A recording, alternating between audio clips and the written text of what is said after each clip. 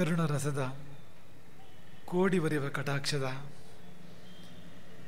ಪರತತ್ವ ಉರುಪುವ ಆಲಾಪದ ವರಪುಣ್ಯಮಯ ಶರೀರದ ನಿರಾಭಾರಿ ಗುರುವಿರಲಿ ಎನ್ನ ಮಾನಸದಿ, ಸದ್ಗುರುವಿರಲಿ ಎಮ್ಮ ಮಾನಸದಿ, ನಮ್ಮ ನಿಮ್ಮೆಲ್ಲರ ಮಾನಸದಿ.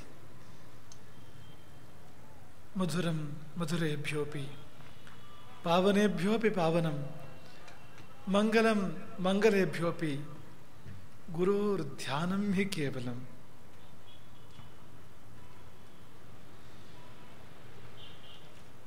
ಮಾತಾ ರಾಮೋ ಮತ್ಪಿತಾ ರಾಮಚಂದ್ರಃ, ಸ್ವಾಮಿ ರಾಮೋ ಮತ್ಸಖಾ ರಾಮಚಂದ್ರಃ.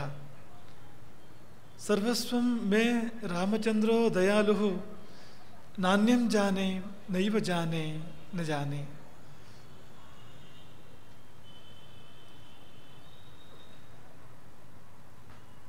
ಆಂಜನೇಯ ಮತಿಪಾಟಲಾನನಂ ಕಾಂಚನಾದ್ರಿ ಕಮನೀಯ ವಿಗ್ರಹಂ ಪಾರಿಜಾತ ತರು ಮೂಲವಾಸಿನಂ ಭಾವಯಾಮಿ ಪವಮಾನ ನಂದನಂ. ಉಲ್ಲಂಘ್ಯ ಸಿಂಧೋ ಸರಳಂ ಸಲೀಲಂ ಯಶೋಕವನ್ಹಿಂ ಜನಕಾತ್ಮಜಾಯಾಃ ಆದಾಯ ತೇನೈವ ದದಾಹ ಲಂಕಾಂ ನಮಾಮಿತಂ ಪ್ರಾಂಜಲಿರಾಂಜನೇಯಂ.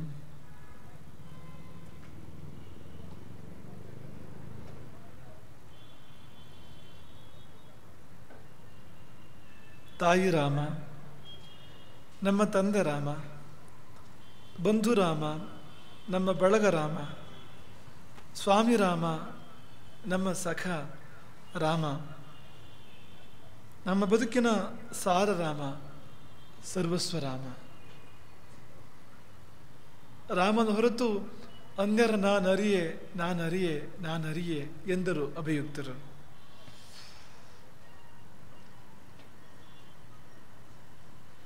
ನಮ್ಮ ಬದುಕಿನಲ್ಲಿ ಈ ಸಂಬಂಧಗಳೆಲ್ಲವೂ ಇವೆ. ತಾಯಿ, ತಂದೆ, ಬಂಧು, ಬಳಗ, ಸಖ, ಸ್ವಾಮಿ. ಆದರೆ ಇವರಾರೂ ಶಾಶ್ವತರಲ್ಲ. ಒಂದೋ ಅವರೇ ನಮ್ಮನ್ನು ಬಿಟ್ಟು ಹೋಗ್ತಾರೆ, ಅಥವಾ ನಾವೇ ಅವರನ್ನು ಬಿಟ್ಟು ಹೋಗ್ತೇವೆ.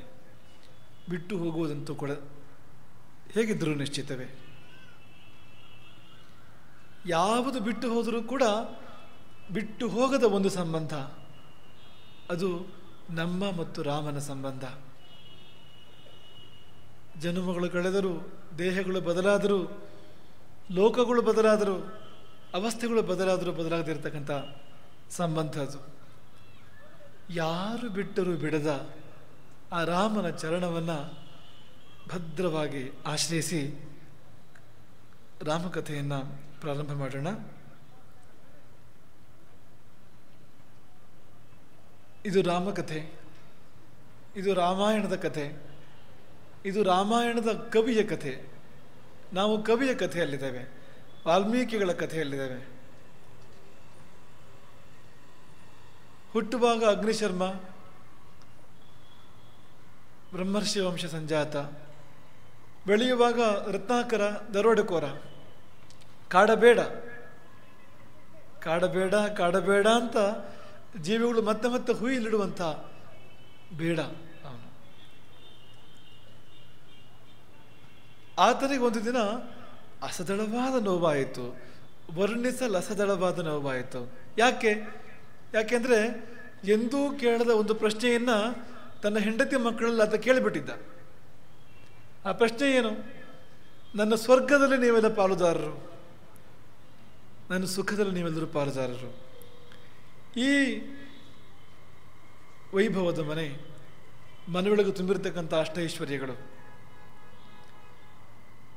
ವಸ್ತು ಒಡವೆಗಳು, ಧನ ಕನಕ ವಾಹನಗಳು, ಇವೆಲ್ಲಕ್ಕೂ ಈ ಭೂ ಸ್ವರ್ಗಕ್ಕೆ ನೀವು ಭಾಗಿದಾರರು. ನನ್ನ ನರಕಕ್ಕೂ ನೀವು ಭಾಗಿದಾರರಾಗ್ತೀರಾ. ಸ್ವರ್ಗದಲ್ಲಿ ಜೊತೆಗಾರರಾಗುವುದು ದೊಡ್ಡ ಸಂಗತಿ ಅಲ್ಲ, ನನ್ನ ನರಕದಲ್ಲಿ ನೀವು ಜೊತೆಗಿರ್ತೀರಾ. ಒಂದು ಪ್ರಶ್ನೆ ಕೇಳಿಬಿಟ್ಟಿದ್ದ. ಆ ಪ್ರಶ್ನೆಗೆ ಅನಿರೀಕ್ಷಿತವಾದ, ಅನಪೇಕ್ಷಿತವಾದ ಉತ್ತರ ಬಂದ್ಬಿಟ್ಟಿತ್ತು.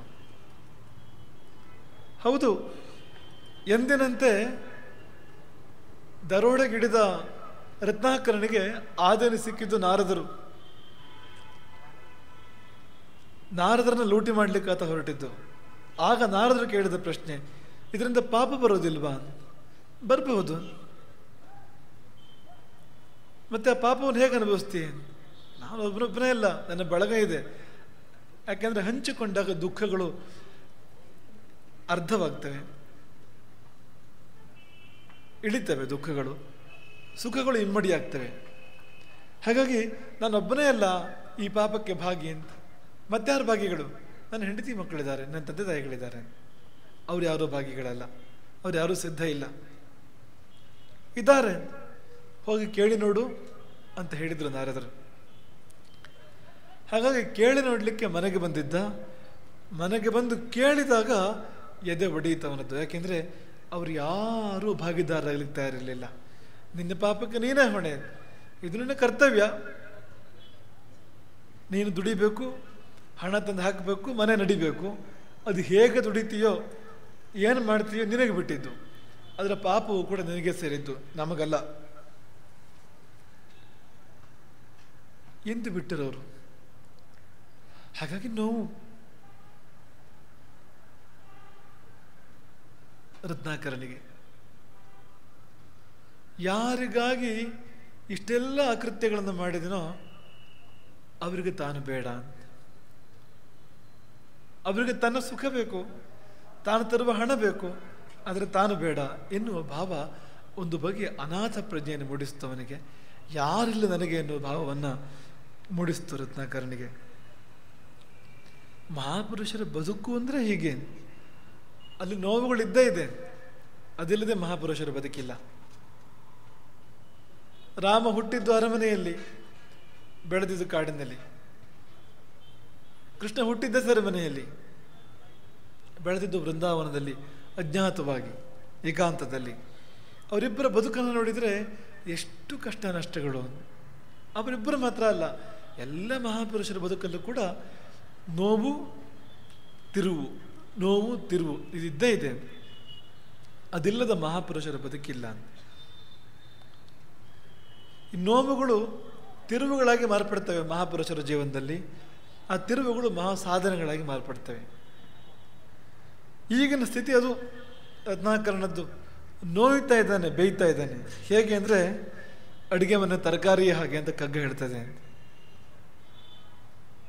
ತೋಯಿಸುತ್ತ, ಬೇಯಿಸುತ್ತ, ಹೆಚ್ಚುತ್ತ, ಕೊಚ್ಚುತ್ತ, ಕಾಯಿಸುತ್ತ, ಕರಿಯುತ್ತ, ಹುರಿಯುತ್ತ, ಸುಡುತ್ತ, ಈ ಯವನ ಯೊಲೆಯಳೆಮ್ಮೆಯ ಬಾಳ ನಟ್ಟು ವಿಧಿ ಬಾಯಿ ಚಪ್ಪರಿಸುವನೋ ಮಂಕುತಿಮ್ಮ. ನಾವೇನು ಮಾಡ್ತೇವೆ ಅಡುಗೆ ಮನೆಯಲ್ಲಿ? ತರಕಾರಿಯನ್ನು ಬೇಳೆಕಾಳನ್ನು, ಈ ಕ್ರಿಯೆಗಳ ಪೈಕಿ ಯಾವ್ದಾದ್ರು ಒಂದನ್ನು ಮಾಡ್ತೇವೆ. ತೋಯಿಸುತ್ತಾ ಕೆಲವೊಂದು ನೆನೆಸಿಡ್ತೇವೆ, ಬೇಯಿಸುತ್ತಾ ಕೆಲವನ್ನು ಬೇಯಿಸ್ತೇವೆ, ನೀರಲ್ಲಿ ಬೇಯಿಸ್ತೇವೆ. ಹೆಚ್ಚುತ್ತಾ ಅಂದರೆ ಕತ್ತರಿಸ್ತೇವೆ, ಕೊಚ್ಚುತ್ತಾ ಅದು ಕೂಡ ಅದೇ. ಹೆಚ್ಚುವುದು ಅಂದರೆ ಹೀಗೆ ಈಳಿಗೆ ಮನೆಯಲ್ಲಿ, ಕೊಚ್ಚುವುದು ಅಂದರೆ ಚಾಕು ತಗೊಂಡು ಹೀಗೆ. ಕಾಯಿಸುತ್ತಾ ಕೆಲವನ್ನ ಕಾಯಿಸ್ತೇವೆ ಒಲೆಯಲ್ಲಿ. ಕಾಯಿಸೋದು ಬೇರೆ, ಬೇಯಿಸೋದು ಬೇರೆ, ವ್ಯತ್ಯಾಸ ಇದೆ. ಅದಕ್ಕೆ ನೀರೊಳಗೆ ಮುಳುಗಿ ಬೇಯಬೇಕು. ಬೇಯಿಸೋದು ಅಂದರೆ, ಕಾಯಿಸೋದು ಅಂದರೆ ಅಂದರೆ ಏನಿಲ್ಲ, ಬೆಂಕಿ ಹಿಡಿಯೋದು. ಕರಿಯುತ್ತಾ ಎಣ್ಣೆಯಲ್ಲಿ ತುಪ್ಪದೆಲ್ಲ ಕರಿತೇವೆ. ಹುರಿಯುತ್ತಾ ಬರೇ ಒಂದಿಷ್ಟೇ ಎಣ್ಣೆ ತಾಗಿಸಿ ಬಾಣಲಿಗೆ ಹುರಿತೇವೆ ಇದರಲ್ಲಿ. ಸುಡುತ್ತಾ, ಇನ್ನು ಬದನೆಕಾಯಿ ಬಜ್ಜಿ ಮಾಡಬೇಕು ಅಂದರೆ ಆ ಬದನೆಕಾಯಿ ನೇರವಾಗಿ ಕೆಂಡದೊಳಗಡೆ ಇಡಬೇಕು, ಸುಡೋದು. ಹೀಗೆ ಒಂದು ತರಕಾರಿಯನ್ನು, ಬೇಳೆಕಾಳೇನೋ ಅಡುಗೆ ಮನೆಯಲ್ಲಿ ಏನೇನು ಕ್ರಿಯೆಗಳಿಗೆ, ಏನೇನು ಚಿತ್ರಹಿಂಸೆಗಳಿಗೆ ಒಳಪಡಿಸ್ತೇವೋ ಹಾಗೆ ಜೀವಗಳೆಂಬ ತರಕಾರಿಗಳನ್ನು, ಜೀವಗಳೆಂಬ ಧಾನ್ಯಗಳನ್ನು ವಿಧಿ ಬಗೆಬಗೆಯ ಪರೀಕ್ಷೆಗಳಿಗೆ ಒಳಪಡಿಸ್ತಾನೆ. ಅವನೆಯೇ ಒಲೆ, ಈ ಭೂಮಿಯೇ ಒಲೆ. ಈ ಭೂಮಿ ಎಂಬ ಒಲೆಯಲ್ಲಿ ನಮ್ಮನ್ನು ಅಟ್ಟು, ನಮ್ಮನ್ನು ಅಡಿಗೆ ಮಾಡಿ, ನಮ್ಮನ್ನು ಬೇಯಿಸಿ, ಕಾಯಿಸಿ, ಕರೆದು, ಹುರಿದು, ಸುಟ್ಟು, ಹೆಚ್ಚಿ, ಕೊಚ್ಚಿ ವಿಧಿ ಬಾಯಿ ಚಪ್ಪರಿಸ್ತಾನೆ. ರತ್ನಾಕರಣ ಸ್ಥಿತಿ ಅದು. ರತ್ನಾಕರಣಿಗೆ ಇದೆಲ್ಲ ಅನುಭವ. ನೆನೆಸಿದ ಹಾಗೆ, ಬೇಯಿಸಿದ ಹಾಗೆ, ಹೆಚ್ಚಿದ ಹಾಗೆ, ಕೊಚ್ಚಿದ ಹಾಗೆ, ಕಾಯಿಸಿದ ಹಾಗೆ, ಕರಿದ ಹಾಗೆ, ಹುರಿದ ಹಾಗೆ, ಸುಡಿದ ಹಾಗೆ, ಸುಟ್ಟ ಹಾಗೆ ಅಂಥ ಅನುಭವ ರತ್ನಾಕರಣಿಗೆ. ನೋಡಿ, ಈ ಕಗ್ಗವನ್ನು ಒಮ್ಮೆ ರಾಗದಲ್ಲಿ ಕೇಳಿ ಭಾವಿಸಿ ರತ್ನಾಕರನ ಸ್ಥಿತಿ ಏನಿರ್ಬೋದು, ಆತನ ಮನಸ್ಸು ಏನಾಗಿರ್ಬೋದು. ಅಚಾನಕ್ ಹೆಂಡತಿ ಮಕ್ಕಳು ಕೈ ಬಿಟ್ಟಾಗ ನೀನು ಯಾರೋ ನಾವ್ಯಾರೋ ಅನ್ನೋ ಹಾಗೆ ವರ್ತಿಸಿದಾಗ, ಅಲ್ಲಿವರೆಗೆ ನಂಬಿದ ಆ ಸಂಬಂಧ ಕೈ ಕೊಟ್ಟಾಗ, ಕನಸಿನ ಸೌಧ ಕುಸಿದಾಗ ಏನೆನಿಸ್ತು ಆತನಿಗೆ, ರತ್ನಾಕರನಿಗೆ ಅನ್ನೋದನ್ನ ಕಗ್ಗದ ಭಾಷೆಯಲ್ಲಿ ನೋಡಿ. ಪ್ರೇಮಲತಾ.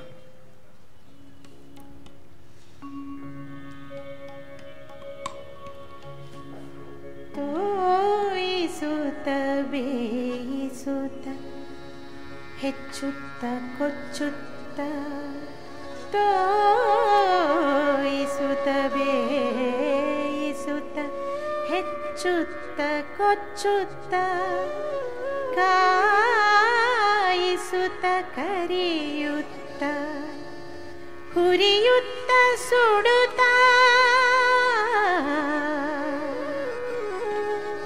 ತೋಯಿಸುತ್ತ ಬೇಯಿಸುತ್ತ ಹೆಚ್ಚುತ್ತ ಕೊಚ್ಚುತ್ತ, ಕಾಯಿಸುತ್ತ ಕರಿಯುತ್ತ ಹುರಿಯುತ್ತ ಸುಡುತ್ತ,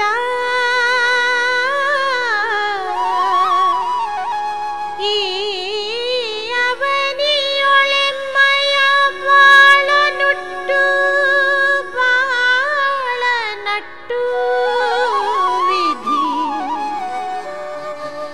ಈ ಅವನಿಯೊಳೆಮ್ಮಯ ಬಾಳನಟ್ಟು ವಿಧಿ, ಬಾಯ ಚಪ್ಪರಿಸುವನು ಮಂಕುತಿಮ್ಮ.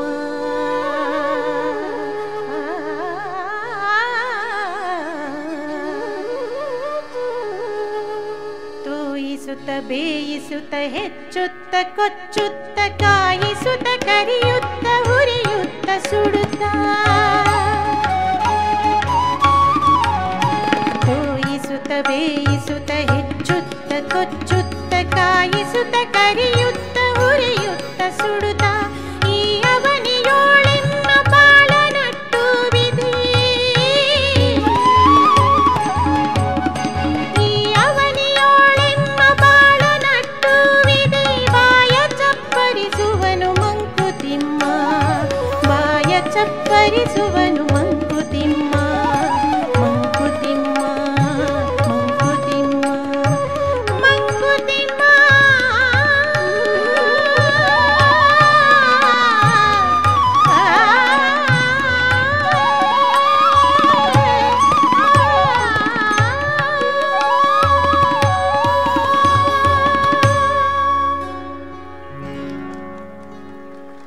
ಹೌದು, ಅಕ್ಕಿ ಅನ್ನವಾಗಬೇಕು ಅಂದರೆ ಬೇಯಲೇಬೇಕು, ಶಿಲ್ಪವಾಗಬೇಕು ಅಂದರೆ ಪೆಟ್ಟು ತಿನ್ನಲೇಬೇಕು, ಚಾಣದ ಪೆಟ್ಟು. ನಮ್ಮ ರಾಮಕಥೆಯ ಕವಿಯ ಭಾಷೆಯಲ್ಲಿ ಹೇಳಬೇಕು ಅಂದರೆ, ಶಿಲ್ಪವಾಗಿ ಕಟೆಯಬಲ್ಲ ಗಟ್ಟಿ ಶಿಲೆಗೆ ಪೆಟ್ಟು ನೀಡಿ, ಕಲಾಕೃತಿಯ ರಚಿಸಬಲ್ಲ ಬಣ್ಣ ಬೆಡಗು ತಿದ್ದಿ ತೀಡಿ, ಆಯ್ದು ಆ ಕೃತಿಗೆ ತೆಯ್ದು ಬಣ್ಣ ಹೊಯ್ದು ಬದಿಯ ನೇಯ್ದು, ತನ್ನ ಮನಸ್ಸಿಗೆ ಒಪ್ಪುವಂತೆ ರೂಪ ಕೊಡುವ ಕೊರೆದು ಕೊಯ್ದು. ನೋಡಿ, ಒಂದು ಚಿತ್ರ ಆಗಬೇಕು ಅಂದರೆ ಅಥವಾ ಒಂದು ಶಿಲ್ಪ ಆಗಬೇಕು ಅಂದರೆ ಇಷ್ಟು ಥರದ ಟ್ರೀಟ್ಮೆಂಟ್ ಇದೆ, ಅದಕ್ಕೆ ಇಷ್ಟು ಕಷ್ಟ ಇದೆ ಅಂತ. ಶಿಲ್ಪವಾಗಿ ಕಟೆಯಬಲ್ಲ ಗಟ್ಟಿ ಶಿಲೆಗೆ ಪೆಟ್ಟು ನೀಡಿ, ಕಲಾಕೃತಿಯ ರಚಿಸಬಲ್ಲ ಬಣ್ಣ ಬೆಡಗು ತಿದ್ದಿ ತೀಡಿ, ಆಯ್ದು ಆ ಕೃತಿಗೆ ತೆಯ್ದು ಬಣ್ಣ ಹೊಯ್ದು ಬದಿಯ ನೇಯ್ದು, ತನ್ನ ಮನಸ್ಸಿಗೆ ಒಪ್ಪುವಂತೆ ರೂಪ ಕೊಡುವ ಕೊರೆದು ಕೊಯ್ದು.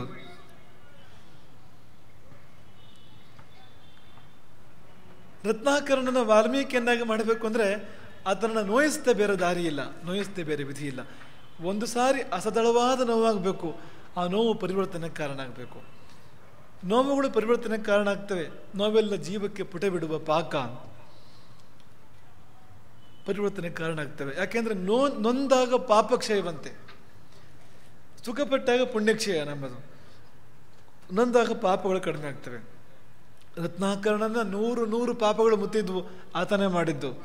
ಆದರೆ ಎಷ್ಟು ನೋವುಂಟ ಅಂದರೆ ನಿನ್ನೆ ನಾವು ಹೇಳಿದ ಹಾಗೆ 1000 ಸಿಡಿಲುಗಳು ಒಟ್ಟಿಗೆ ಬಡಿದಂತೆ, 1000 ಸೂಜಿಗಳು ಒಟ್ಟಿಗೆ ಚುಚ್ಚಿದಂತೆ ಅಂತಹ ನೋವನ್ನು ಆತ ಅನುಭವಿಸ್ತಾ ಇದ್ದಾನೆ. ಆ ನೋವಿನಲ್ಲಿ ಪಾಪಗಳೆಲ್ಲ ಹಿಂದೆ ಸರಿದು, ಮುತ್ತಿದ ಪಾಪಗಳೆಲ್ಲ ಖರ್ಚಾದವು. ಒಂದು ಸರ್ತಿ ಹಿಂದಿದ್ದ ಪಾಪಗಳು ಮುಂದೆ ಬರುವುದಕ್ಕಿಂತ ಮುಂಚೆ ಒಂದು ಸರ್ತಿ ಪುಣ್ಯ ಮೇಲೆದ್ದು ಬಂತು. ಒಂದು ಸರ್ತಿ ಅಂತರ್ಜ್ಯೋತಿ ಬೆಳಗಿತ್ತು, ಮಿನುಗಿತು. ಆ ಒಂದು ಘಳಿಗೆಯಲ್ಲಿ ಆತನ ಮನಸ್ಸು ನಾರದರ ಕಡೆ ತುಡಿಯಿತು, ರಾಮನ ಕಡೆಗೆ ತುಡಿಯಿತು ಆತನ ಮನಸ್ಸು. ಆ ಘಳಿಗೆಯನ್ನೇನಾದರೂ ಆತ ಬಿಟ್ಟುಬಿಟ್ಟಿದ್ರೆ ಮತ್ತೇನಾಗ್ತದೆ ಯಾರಿಗೂ ಗೊತ್ತು. ಹಾಗಾಗಲಿಲ್ಲ ಅಂತ.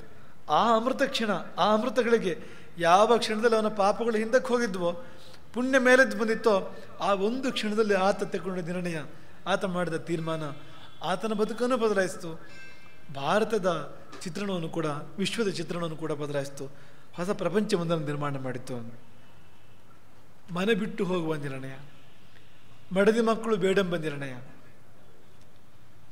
ನಾರದರನ್ನ ಶಾಶ್ವತವಾಗಿ ಆಶ್ರಯಿಸುವ ನಿರ್ಣಯ, ಅದು ಹೊರತು ಬೇರನ್ನೇನು ಬೇಡೆನ್ನುವ ದೃಢ ನಿರ್ಣಯವನ್ನು ರತ್ನಾಕರ ಮಾಡಿ ಮನೆ ಬಿಟ್ಟು ಹೊರಗೆ ಬೀಳ್ತಾನೆ. ಅದನ್ನೇ ಹೇಳಿದ್ದು, ಮಹಾಪುರುಷರ ಬದುಕಿನಲ್ಲಿ ಇದು ಸಾಮಾನ್ಯ ಅಂತ. ನೋವು ವಿಚಿತ್ರ ತಿರುವು ಅಂತ, ಟರ್ನಿಂಗ್ ಪಾಯಿಂಟ್. ರಾಮನ ಬದುಕನ್ನು ನೋಡಿ, ನೋವು, ಪಟ್ಟಾಭಿಷೇಕ ನಾಳೆ ಬೆಳಗ್ಗೆ ಆಗಬೇಕು, ಇವತ್ತು ಕಾರಸ್ಥಾನ.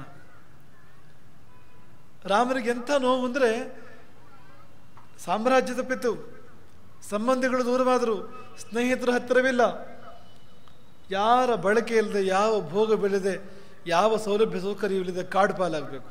ತಿರುವು, ನೋವು, ತಿರುವು. ಇನ್ನೊಮ್ಮೆ ಅದೇ ಪಂಚವಟಿಯಲ್ಲಿ ಸೀತಾಪಹರಣ, ನೋವು, ತಿರುವು. ರಾಮರಥ ಕಿಷ್ಕಿಂಧೆ ಕಡೆ ತಿರುಗಿತು, ಆಗ ಅಲ್ಲಿಂದ ಲಂಕೆಯ ಕಡೆಗೆ ಚಲಿಸಿತು. ಪರಿಣಾಮವೇ ರಾವಣ ಸಂಹಾರ ಮತ್ತು ರಾಮರಾಜ್ಯ.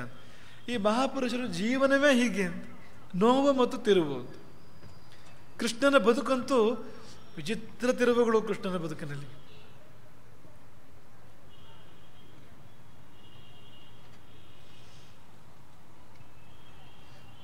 ಎಲ್ಲೋ ಒಂದು ಕಡೆ ಓದಿದ್ದ ನೆನಪು, ಅತಿ ಹೆಚ್ಚು ತಿರುವುಗಳಿರುವ ಅತಿ ಸಣ್ಣ ಕಥೆ ಬರೆಯೋ ಸ್ಪರ್ಧೆ ಆಯ್ತಂತೆ. ಒಂದು ತಿರುವು ಅತಿ ಹೆಚ್ಚಿರಬೇಕು, ಪತ್ತೇದಾರಿ ಕಾದಂಬರಿ ಥರ. ಕತೆ ತುಂಬ ಚಿಕ್ಕದಾಗಿರಬೇಕು. ಬಹುಮಾನ ವಿಜೇತವಾದ ಕತೆ ಈ ರೀತಿ ಇತ್ತಂತೆ. ಆತ ಆಕೆಯನ್ನು ಕೇಳಿದ, ನನ್ನ ಕೈ ಹಿಡಿತೀಯ? ಆಕೆ ಹೇಳಿದಳು, ಒಲ್ಲೆ. ಅವರಿಬ್ಬರು ಮದುವೆ ಆದರು. ಆಮೇಲೆ ತುಂಬ ಕಾಲ ಸುಖವಾಗಿದ್ರು, ಅಷ್ಟೇ, ಕತೆ ಮುಗಿತು. ತಿರುವು ಅಂದ್ರೆ ಏನು ಈ ಕಥೆಯಲ್ಲಿ ನೋಡಿ. ನನ್ನ ಕೈ ಹಿಡಿತೀಯ ಒಂದು ತಿರುವು, ಒಲ್ಲೆ ಇನ್ನೊಂದು ತಿರುವು, ಇಬ್ಬರು ಮದುವೆ ಆದರು ಮತ್ತೊಂದು ತಿರುವು, ಆಮೇಲೆ ಸುಖವಾಗಿದ್ರು ಅನ್ನೋದಂತೂ ವಿಚಿತ್ರವಾದ ತಿರುವು, ನಂಬಲಿಕ್ಕಾಗದೇ ಇರೋ ತಿರುವು ಅಂತ ಕೊನೆಯದು. ಹಾಗೆ ಕೃಷ್ಣನ ಬದುಕಿನಲ್ಲಿ ತಿರುವುಗಳೇ ತಿರುವುಗಳು. ಆತ ಹುಟ್ಟುವ ಮುನ್ನವೇ ಪ್ರಾರಂಭ, ದೇವಕಿಯ ಗರ್ಭ ಅಲ್ಲಿ ವೃಂದಾವನಕ್ಕೆ, ಅಲ್ಲಿ ಯಶೋದೆಯ ಗರ್ಭ ಇಲ್ಲಿಗೆ. ಆ ಬದಲಾವಣೆಗಳು ಒಂದು ಅವನ ಹುಟ್ಟೋದಕ್ಕಿಂತ ಮುಂಚೆ ಆಗಿಬಿಟ್ಟಿದ್ವು. ಅಲ್ಲಿಂದ ಪ್ರಾರಂಭ. ಹುಟ್ಟುವಾಗಲೇ ಸೆರೆಮನೆ, ಆಳುಗಳ ನಿದ್ರೆ, ಆ ಬಂಧನಗಳು ಕಳಚೋದು, ಬಾಗಿಲುಗಳು ತೆರೆಯೋದು, ಯಮನೆ ಉಕ್ಕಿ ಹರಿಯೋದು, ಶೇಷನ ಹೆಡೆ, ಯಮನೆ ದಾರಿ ಬಿಡೋದು, ಅಲ್ಲಿಂದ ಪ್ರಾರಂಭ ಮಾಡಿ ಕೊನೆಯವರೆಗೂ ತಿರುವು ತಿರುವು ತಿರುವು ತಿರುವು. ಅದೇ ಕೃಷ್ಣನ ಬದುಕು. ತುಳಸಿದಾಸರು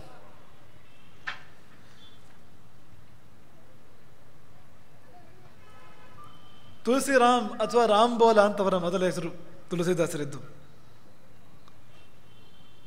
ಹುಟ್ಟಿದ್ದು ರಾಜ್ಪುರದಲ್ಲಿ. ತಂದೆ ಆತ್ಮಾರಾಮ್ ಶುಕ್ಲ, ತಾಯಿ ಹುಲಸಿಯ ಮಗ ತುಳಸಿ. ಸರಿಯೂ ಪಾರೇಣ ಬ್ರಾಹ್ಮಣ ಅವರು.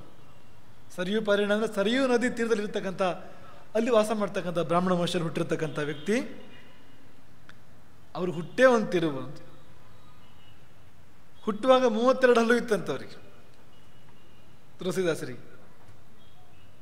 ಹುಟ್ಟಿದ ಕೂಡಲೇ ಅಳಲಿಲ್ಲ ಅಂತ. ಯಾಕೆಂದ್ರೆ ಆನಂದ ಮಾಸಲಿಲ್ಲ ಹುಟ್ಟುವಾಗ ಅಂತ. ಹಾಗಾಗಿ ಹುಟ್ಟಿದ ಕೂಡಲೇ ಅಳಲಿಲ್ಲ. ಹೊಟ್ಟೆಯೊಳಗೆ, ಅಮ್ಮನ ಹೊಟ್ಟೆಯೊಳಗೆ ಕಂಡ ರಾಮನ ಸುಖ ಮಾಸಲಿಲ್ಲ. ಹಾಗಾಗಿ ಹುಟ್ಟಿದ ಕೂಡಲೇ ಅಳಲಿಲ್ಲ.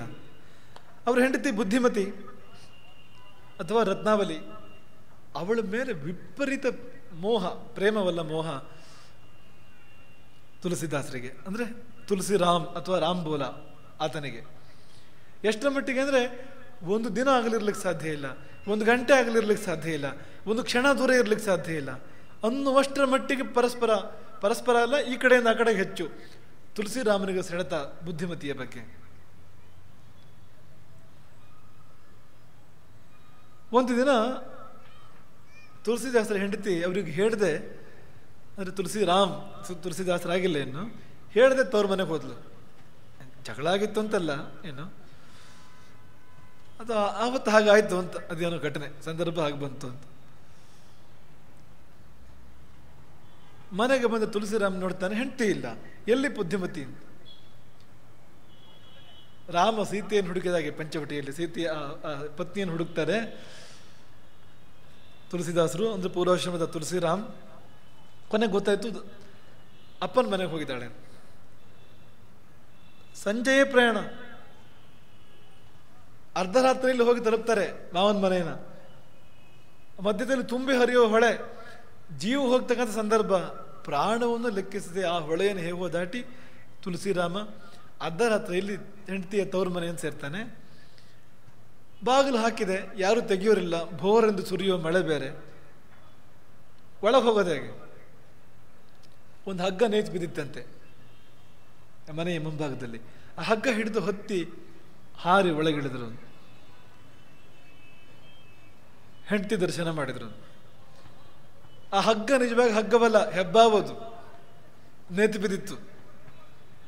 ಹಗ್ಗವೋ ಹಾವು ಅಂತಲೂ ಗೊತ್ತಿಲ್ಲದರ ಪರಿಸ್ಥಿತಿ, ಅದನ್ನು ಹಿಡಿದು ಹತ್ತಿ ಹಾರಿ ಹೀಗೆಲ್ಲ ಮಾಡಿದ್ದಾರೆ. ಈ ಅವಸ್ಥೆ ನೋಡಿದಾಗ ಅವರ ಹೆಂಡತಿ ಅವ್ರಿಗೆ ಹೇಳ್ತಾಳೆ, ನನ್ನ ಶರೀರ ಅಂದರೆ ಮೂಳೆ ಮಾಂಸಗಳಿಂದ ನಿರ್ಮಿತವಾಗಿರ್ತಕ್ಕಂಥದ್ದು. ಮೇಲಿನ ಒಂದು ಪದಾರ್ಥ ತೆಗೆದ್ರೆ ಇರೋದು ಬರೀ ಮೂಳೆ ಮಾಂಸ ಮಾತ್ರ, ಬೇರೆ ಏನಿಲ್ಲ. ಇದರ ಮೇಲೆ ಈ ರೀತಿ ಮೋಹವ, ಈ ರೀತಿ ಸೆಳೆತವ. ಇದೇನಾದರೂ ರಾಮನಲ್ಲಿ ಇದ್ದಿದ್ರೆ ಇದೇ ಆಕರ್ಷಣೆ, ಇದೇ ಸೆಳೆತ, ಭಾವಸಾಗರವೇ ದಾಟ್ತಿದ್ರಿ. ಹೊಳೆ ದಾಟೋದೇನು, ಸಂಸಾರ ಸಾಗರವನ್ನೇ ದಾಟ್ತಿದ್ರಿ. ಎದೆಗೆ ಚುಚ್ಚಿತ್ತು ತುಳಸಿರಾಮನಿಗೆ ಹೆಂಡತಿಯ ಮಾತು.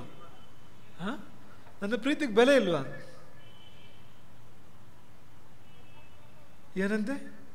ಇದೇ ಪ್ರೀತಿಯನ್ನು ರಾಮನಲ್ಲಿ ಇಟ್ಟಿದ್ರೆ ಸಂಸಾರ ಸಾಗರವನ್ನು ದಾಟಿಬಿಡ್ತಿದ್ದೆ, ರಾಮನಲ್ಲಿ ಇಡ್ತೇನೆ. ಮುಗೀತು. ಒಂದು ನೋವು, ಒಂದು ತಿರುವು, ಒಂದು ಆಘಾತ, ಒಂದು ಆಶ್ಚರ್ಯ, ಒಂದು ವೇದನೆ, ಮರುಕ್ಷಣ ಒಂದು ತಿರುವು. ತುಳಸಿರಾಮ ಮತ್ತೆ ಮನೆಗೆ ಬರಲಿಲ್ಲ. ತುಳಸಿದಾಸರಾಗಿ ಅದ್ಭುತವಾಗಿರ್ತಕ್ಕಂಥ ಸಾಧನೆಗಳನ್ನು ಮಾಡಿದರು ಅವರು. ಭಗವಾನ್ ಬುದ್ಧ ಇದೇ ಕತೆ ಹೇಳಿ ಕೇಳಿ ಕಪಿಲವಸ್ತುವಿನ ರಾಜ ಶುದ್ಧೋಧನನ ಮಗ ಸುಲಕ್ಷಣ ಜ್ಯೋತಿಷಿಗಳು ಜಾತಕ ನೋಡಿ ಹೇಳಿದ್ರಂತೆ, ಹುಟ್ಟಿದ ಕೂಡಲೇ ಈತ ಒಂದೋ ಚಕ್ರವರ್ತಿ ಆಗ್ತಾನೆ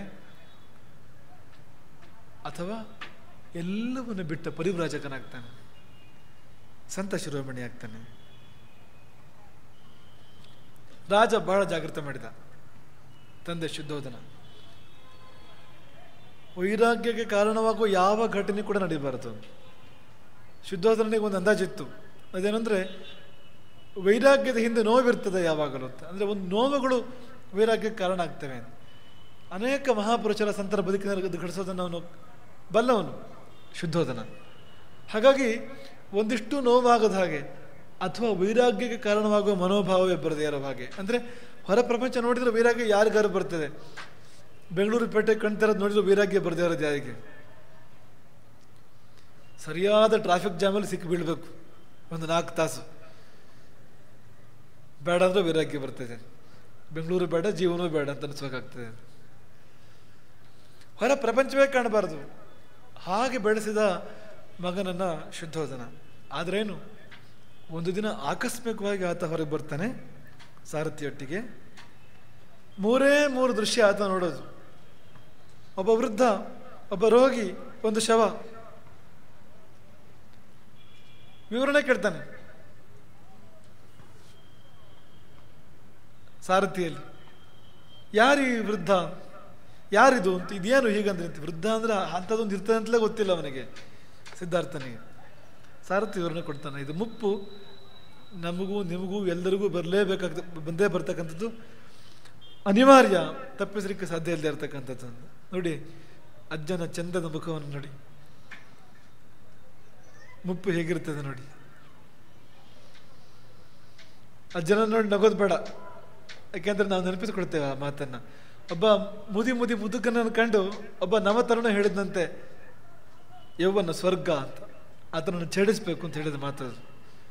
ಅದಕ್ಕೆ ಅಜ್ಜ ಸಮಾಧಾನ ಉತ್ತರ ಕೊಟ್ಟಂತೆ, ಮಗು ಹೌದು, ಆದರೆ ಮುದಿತನ ನಿಸರ್ಗ ಅಂತ.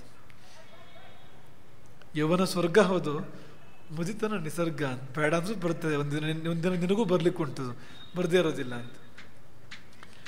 ಮುಪ್ಪನ್ನು ಕಂಡ, ರೋಗವನ್ನು ಕಂಡ, ಸಾವನ್ನು ಕಂಡ, ಸಾಕಾಯ್ತು, ವೈರಾಗ್ಯ ಬಂತು,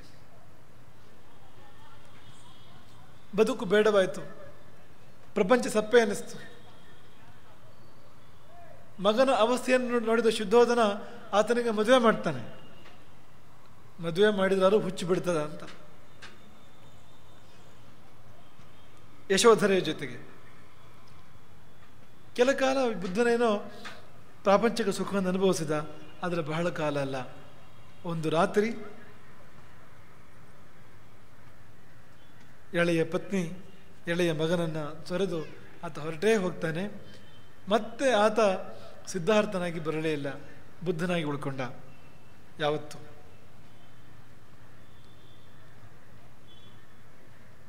ಒಂದು ನೋವು, ಒಂದು ತಿರುವು, ಆ ಮೂರು ದೃಶ್ಯಗಳನ್ನು ಕಂಡಾಗ ಆದ ಒಂದು ನೋವು ಮತ್ತೊಂದು ತಿರುವು, ಅದು ಸಿದ್ಧಾರ್ಥನನ್ನು ಬುದ್ಧನಾಗಿತ್ತು. ಗಾಂಧೀಜಿ ಅವರ ಬದುಕು ಇಂಥದ್ದೇ. ಒಂದು ದಿನ ಗಾಂಧೀಜಿ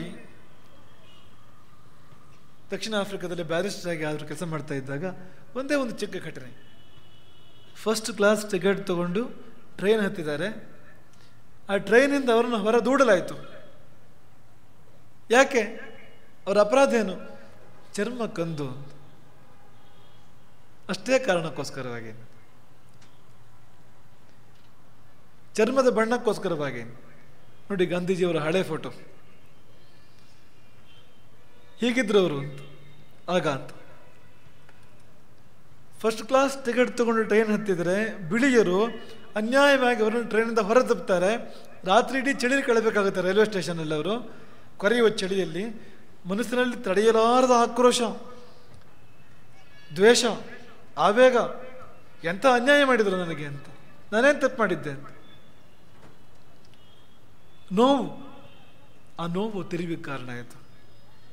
ಬೆಳಗಾಗಿ ಹೊತ್ತು ಸಂಕಲ್ಪ ಮಾಡಿದರು, ಇಲ್ಲ ನಾನು ಸಿಟ್ಟಿಗೆ ಬುದ್ಧಿ ಕೊಡೋದಿಲ್ಲ, ಸಿಟ್ಟನ್ನು ನಿಯಂತ್ರಿಸ್ತೇನೆ, ಆದರೆ ಒಂದು ದಿನ ಈ ಅನ್ಯಾಯವನ್ನು ಸರಿಪಡಿಸ್ತೇನೆ, ಈ ವರ್ಣಭೇದ ನೀತಿಯನ್ನು, ಈ ತಾರತಮ್ಯವನ್ನು ಸರಿಪಡಿಸ್ತೇನೆ ಅಹಿಂಸೆಯ ಮೂಲಕವಾಗಿ. ಗಾಂಧೀಜಿ ಶಪಥ ತೊಟ್ಟು ಹೋರಾಡಿದರು. ಅದರ ಫಲವಾಗಿ ಭಾರತದಲ್ಲೂ ಕೂಡ ದೊಡ್ಡ ಬದಲಾವಣೆ ಆಯಿತು, ದಕ್ಷಿಣ ಆಫ್ರಿಕಾದಲ್ಲೂ ಕೂಡ ದೊಡ್ಡ ಬದಲಾವಣೆ ಆಯಿತು. ಕೊನೆಗೂ ಒಂದು ದಿನ ವರ್ಣಭೇದ ನೀತಿ ಕೊನೆಗೊಂಡಿತ್ತು. ಅಲ್ಲಿ ಕರಿಯರು ಕಂದು ಅದೆಲ್ಲ ಹೋಯಿತು. ನೋಡಿ, ಹಾಗಿದ್ದ ಗಾಂಧೀಜಿ ಹೀಗಾಗಲಿಕ್ಕೆ ಈಗ ನೀವು ನೋಡ್ತಾ ಇದ್ದೀರಲ್ಲ, ಈ ಬಣ್ಣ, ಈ ರೂಪ, ಈ ಒಂದು ಸ್ವರೂಪ ಬರಲಿಕ್ಕೆ ಕಾರಣ ಏನು? ಒಂದು ನೋವು ಮತ್ತು ಇನ್ನೊಂದು ತಿರುವು. ಅದರಿಂದಾಗಿ ಗಾಂಧೀಜಿ ಆದರು. ಕೊನೆಯ ಉದಾಹರಣೆ ಶ್ರೀನಿವಾಸ ನಾಯಕನದ್ದು. ಅದರ ರೂಪಕ್ಕೂ ನೋಡ್ಬೇಕು ನೀವೆಲ್ಲರೂ ಕೂಡ. ಈಗ ಶ್ರೀನಿವಾಸ ನಾಯಕ ಅನೇಕರಿಗೆ ಗೊತ್ತಾಗಿರ್ಲಿಕ್ಕಿಲ್ಲ ಹಾಗಂದ್ರೆ ಯಾರು ಅಂತ. ಶ್ರೀನಿವಾಸ ನಾಯಕ ವರದಪ್ಪ ನಾಯಕರ ಮಗ ಶೆಟ್ಟಿ. ಪುರಂದರದ ಕಡದಲ್ಲಿ ವಾಸ.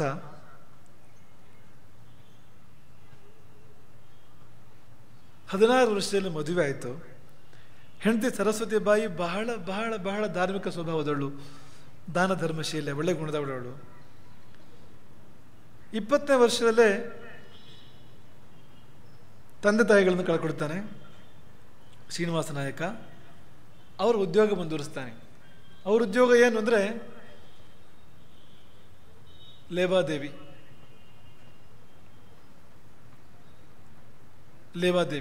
ಅಡೆಬಿಟ್ಟುಕೊಂಡು ದುಡ್ಡು ಕೊಡ್ತಕ್ಕಂಥ ಬಡ್ಡಿ ವ್ಯವಹಾರ, ದುಡ್ಡಿನ ವ್ಯವಹಾರ, ಬಹಳ ಕ್ರೂರವಾಗಿರ್ತಕ್ಕಂಥ ವ್ಯವಹಾರ.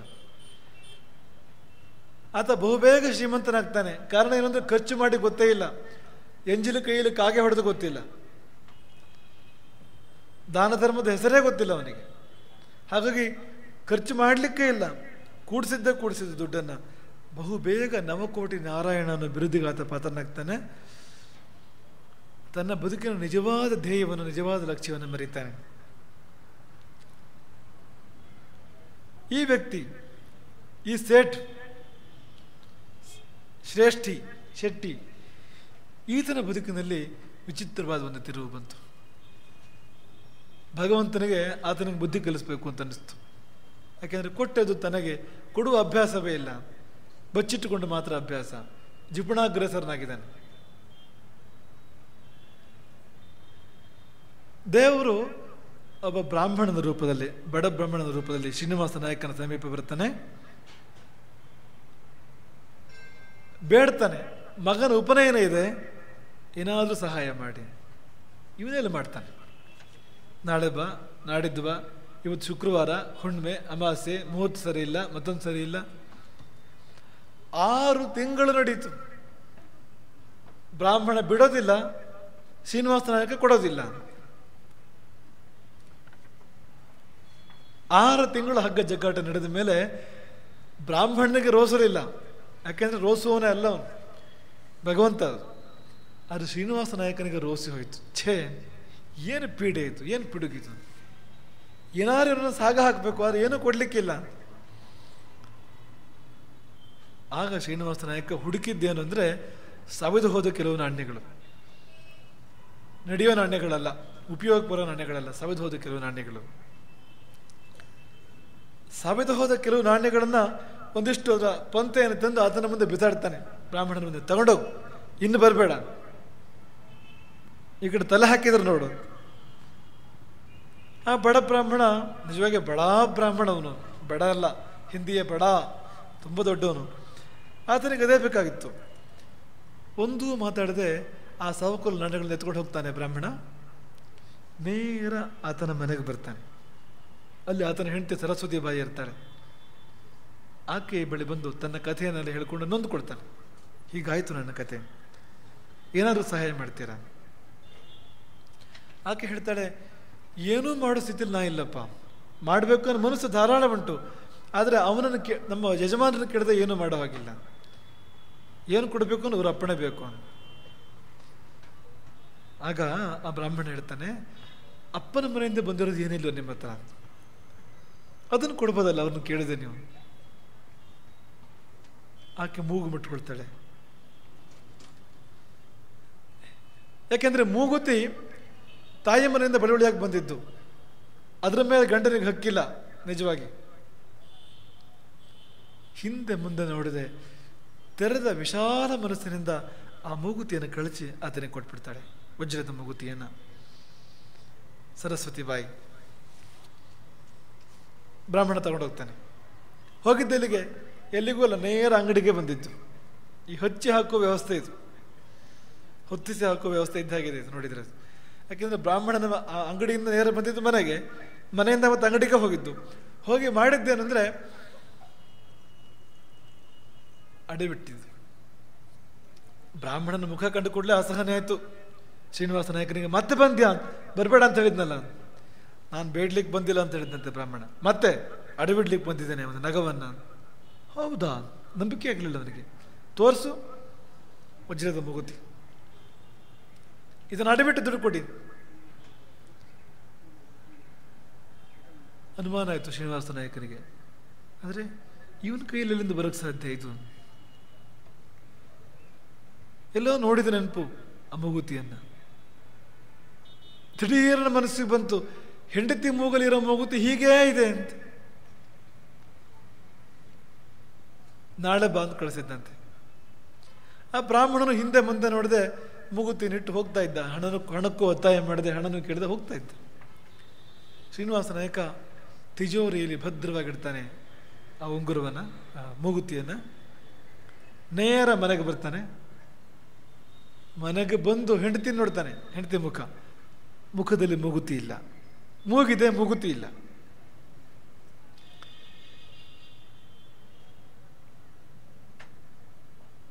ಸಿಡಿಲಿನ ಹಾಗೆ ಬಂತು ಪ್ರಶ್ನೆ, ಮೂಗುತಿ ಏನಾಯ್ತು? ಆಕೆ ಏನು ಹಾರಿಕೆ ಉತ್ತರ ಕೊಟ್ಲವಳು, ಇಲ್ಲಿದೆ ಅಲ್ಲಿದೆ ಅಲ್ಲಿದೆ ಅಂತೇಳಿ. ನೀಸೆ ತಿರುವಿ ಕಣ್ಣು ಕೆಂಪು ಮಾಡಿ, ಮೂಗು ಕೆಂಪು ಮಾಡಿ ಗದರಿಸಿ ಹೇಳಿದ್ದಂತೆ, ತಗೊಂಬ, ಎಲ್ಲಿದೆ ಮೂಗುತಿ ತೋರಿಸೀಗ. ಆಕೆ ಅಡುಗೆ ಮನೆ ಒಳಗೆ ಹೋಗ್ತಾಳೆ. ಮುಂದೆ ಕತ್ತಲು. ಯಾಕೆಂದ್ರೆ ಗಂಡನ ಸ್ವಭಾವ ಗೊತ್ತಿದೆ. ಗಂಡನ ಮುಂದೆ ಹೋಗಿ ಹೀಗೆ ಮಾಡಿದೆ ಅಂತ ಹೇಳ್ಕೊಳ್ಳೋ ಸ್ಥಿತಿ ಇಲ್ಲ ಅವಳು. ಅವನಿಗೆ ಅನುಮಾನ ಬಂದಿದೆ ಅಂತ ಗೊತ್ತಾಗಿದೆ. ಗಂಡನಿಗೆ ಅನುಮಾನ ಬಂದಿದ್ದು ಗೊತ್ತಾಗಿದೆ ಅವಳಿಗೆ. ಅವನ ಅನುಮಾನವೂ ಅದೇ, ಇವಳು ಇದನ್ನೇನೋ ಕೊಟ್ಟಿರ್ಬೇಕು ಅವನಿಗೆ, ಬಡ ಬ್ರಾಹ್ಮಣನಿಗೆ. ಮುಂದುಗಾಣದೆ ಆಕೆ ಬೇರೆ ದಾರಿ ಇಲ್ಲದೆ ಒಂದು ಬಟ್ಟಲಲ್ಲಿ ಒಂದಿಷ್ಟು ವಿಷಯವನ್ನು ಸುರ್ಕೊಂಡು ಅದನ್ನು ಕುಡಿದು ಬದುಕು ಮುಗಿಸ್ಲಿಕ್ಕೆ ಸಿದ್ಧ ಆಗ್ತಾಳೆ. ನೋಡಿ, ಇಂಥ ಗಂಡಂದ್ರಿದ್ರೆ ಹೆಂಡಂದಿರ ವ್ಯವಸ್ಥೆ ಹಾಗೆ ಆಗಬೇಕು, ಬೇರೆ ದಾರಿ ಇಲ್ಲ ಅಂತ. ಒಂದು ನಗಕ್ಕಾಗಿ ಹೆಂಡತಿನ ಕಳ್ಕೊಂಡಂಥ ಪರಿಸ್ಥಿತಿ ಅವನದ್ದು. ಅದು ಬಂಗಾರದಂಥ, ಚಿನ್ನದಂಥ ಗುಣದವಳವಳು. ಮೂಗುತ್ತಿಗೇನು ಬೆಲೆ ಇರ್ಬೋದು, ಅದಕ್ಕಿಂತ ಎಷ್ಟೋ ಹೆಚ್ಚು ಬೆಲೆ ಆ ಜೀವದ್ದು. ಅವಳಿಗೆ ಬೇರೆ ದಾರಿ ಇಲ್ಲ. ವಿಷದ ಬಟ್ಟಲು ಕೈಯಲ್ಲಿ, ಪುರಂದರ ವಿಠಲನ ನಾಮ ಮನಸ್ಸಿನಲ್ಲಿ. ಇನ್ನೇನು ತುಟಿಗೆ ತಗಲಬೇಕು ವಿಷ. ಟಣ್ಣನ ಶಬ್ದ ಆಯಿತು. ಏನು ಅಂತ ಹಾಗೆ ಗಡಿಬಿಡಿಸಿ ನೋಡೋದ್ರೊಳಗಡೆಗೆ ಆ ವಿಷದ ಬಟ್ಟಲಲ್ಲಿ ಮೂಗುತಿ ಬಿದ್ದಿತ್ತು. ದೇವರು ಮೂಗುತಿ ಹಾಕಿರ್ತಾನೆ ವಿಷದ ಬಟ್ಟಲಲ್ಲಿ.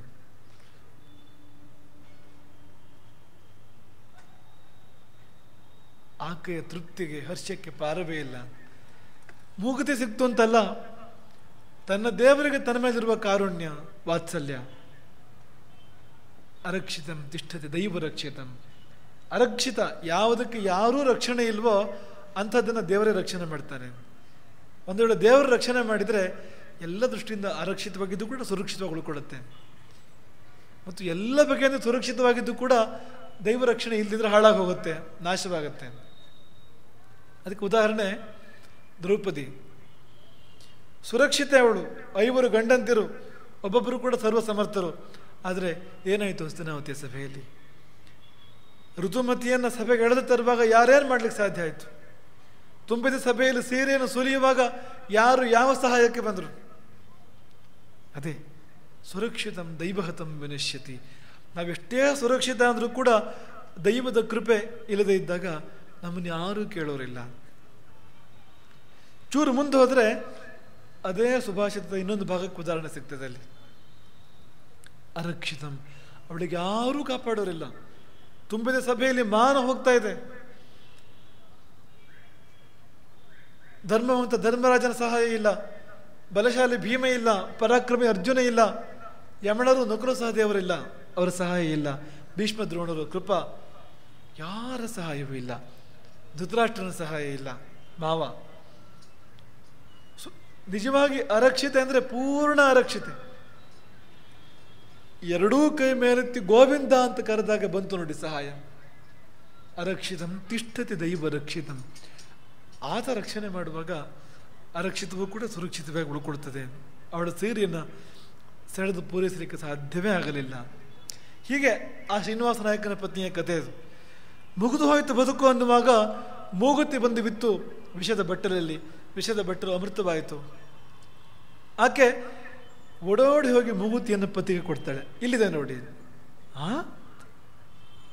ಈಗ ದಿಗಿಲು ಬೀಳುವ ಸರದಿ ಶ್ರೀನಿವಾಸ ನಾಯಕನದ್ದು. ಅರೆ, ಇದೇನಿದೆ ಬಂತು? ಮನೆಯಿಂದ ಅಂಗಡಿಗೆ ಓಡಿದ. ಅದೇ ನೋಡಿ, ದೇವರ ಹೆಜ್ಜೆಯಲ್ಲೇ ಇವನ ಹೆಜ್ಜೆ ಇದೆ. ದೇವರು ಮಾಡಿದ್ದು ಹಾಗೆ, ಅಂಗಡಿಯಿಂದ ಮನೆಗೆ, ಮನೆಯಿಂದ ಅಂಗಡಿಗೆ ಅಂತ ಆ ಬ್ರಾಹ್ಮಣ ಮಾಡಿದ್ದು. ಇವನ ಕಥೆ ಅದೇ ಆಗಿದೆ. ಮೂಗುತಿ ನೋಡಿ ಅಂಗಡಿಯಿಂದ ಮನೆಗೊಡೆ ಬಂದಿದ್ದ. ಇಲ್ಲೂ ಮೂಗುತಿಯನ್ನು ಕಂಡಾಗ ಮನೆಯಿಂದ ಅಂಗಡಿಗೆ ಓಡ್ತಾನೆ ಪುನಃ. ಅಲ್ಲಿಟ್ಟಿದ್ದೇನಾಯಿತು ನೋಡಲಿಕ್ಕೆ. ಅಲ್ಲೂ ಹೋಗಿ ತಿಜೋರಿ ಬಾಗಿಲು ತೆಗೆದ್ರೆ ಮತ್ತೆಲ್ಲ ಇದೆ, ಆ ಮೂಗುತಿ ಇಲ್ಲ. ಮತ್ತೆ ಮನೆಗೆ ಓಡಿ ಬಂದ. ಹೆಂಡತಿಗೆ ದಮ್ಮಯ್ಯ ಹಾಕಿದ, ನಿಜ ಹೇಳು, ಏನು ನಡೆದಿದ್ದು ಹೇಳು, ನಿಜ ಹೇಳು, ಇದೇನೋ ಬೇರೆ ಇದೆ ಅಂತ. ಅವಳು ಆಕೆ ನಡೆದ ಸಂಗತಿಯನ್ನು ಹೇಳಿದಳು. ಅದನ್ನು ಯಾವಾಗ ಕೇಳಿದನೋ ಕುಸಿದುಕೊಳ್ಳುತ್ತಾ. ಹಾಗಾದ್ರೆ ಯಾರು ಬಂದಿದ್ದು ನಿಜವಾಗಿ? ಅದು ಸಾಧಾರಣ ವ್ಯಕ್ತಿ ಅಂತೂ ಅಲ್ಲ, ಸಾಧಾರಣ ಮನುಷ್ಯ ಅಲ್ಲ. 6 ತಿಂಗಳು ಪೀಡಿಸ್ಬೇಕು, ಉಪನಯನಕ್ಕೆ ಸ್ವಲ್ಪ ಹಣ ಕೊಡು ಅಂತ. ಮನೆಗೆ ಬಂದು ವಜ್ರದ ಮೂಗುತಿಯನ್ನು ತಗೊಳ್ತಾನೆ, ಅಂಗಡಿಯಲ್ಲಿ ಹಾಗೆ ಬಿಟ್ಟು ಹೋಗ್ತಾನೆ, ದುಡ್ಡು ತಗೊಳುತ್ತೆ. ತಿಜೋರಿ ಒಳಗಿಟ್ಟ ಮೂಗುತಿ ಹೆಂಡತಿ ಸಿಗ್ತದೆ ಪುನಃ ಅವಳ ಬಟ್ಲಲ್ಲಿ, ವಿಷದ ಬಟ್ಲಲ್ಲಿ.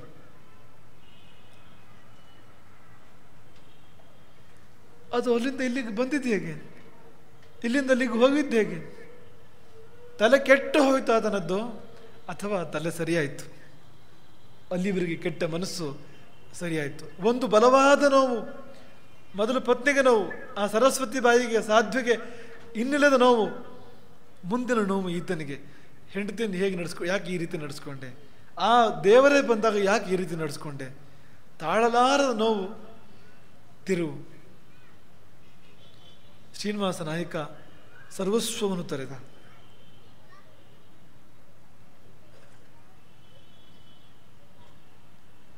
ದಾಸನಾದ, ಹಾಡಿದ, ಆದದ್ದೆಲ್ಲ ಒಳಿತೇ ಆಯಿತು ಅಂತ.